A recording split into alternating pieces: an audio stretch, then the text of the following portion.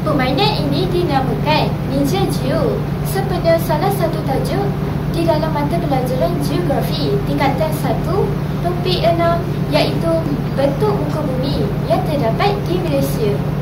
Figura yang kami gunakan ialah bertemakan Lego Ninja. Antara permasalahan yang dialami oleh murid ialah yang pertama, suka untuk mengingati nama-nama bentuk muka bumi yang terdapat di Malaysia. Yang kedua, tidak memahami kepentingan-kepentingan bentuk muka bumi di Malaysia.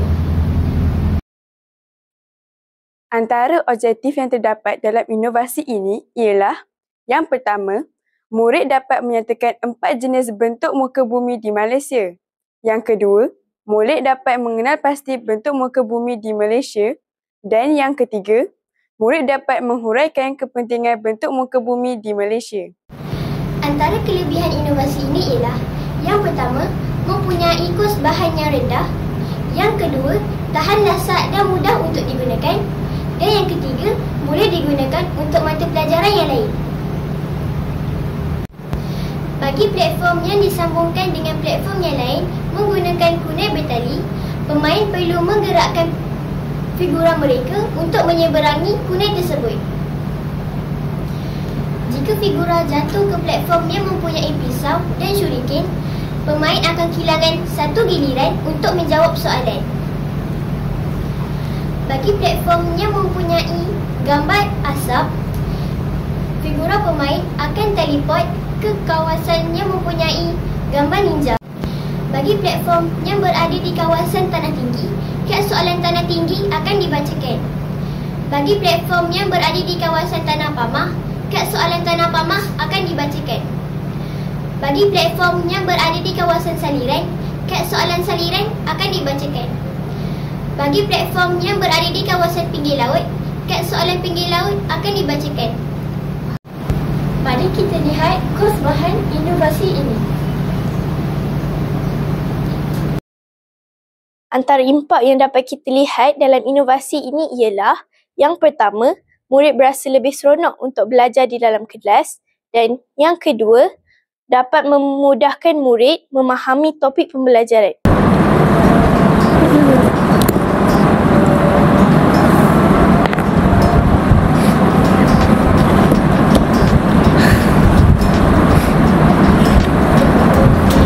Tasik Chini dan Tasik Bera, kedua-duanya terletak di negeri A. Terengganu, B. Pahang, C. Johor, D. Perak.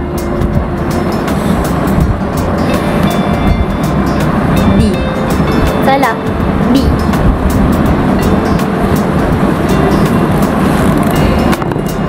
1, 2, 3, 4, 5.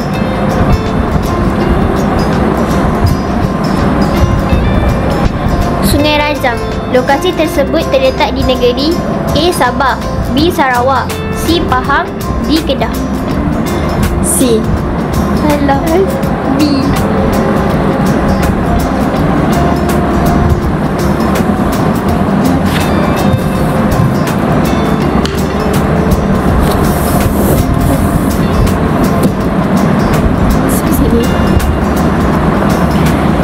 Tanah Pamah merujuk kepada kawasan yang berada pada ketinggian A. kurang 150 meter dari aras laut, B. lebih dari 180 meter dari aras laut, C.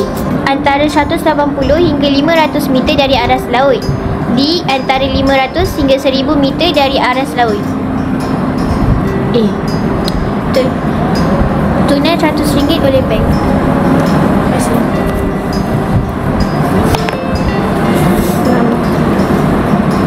1, 2, 3, 4, 5, 6.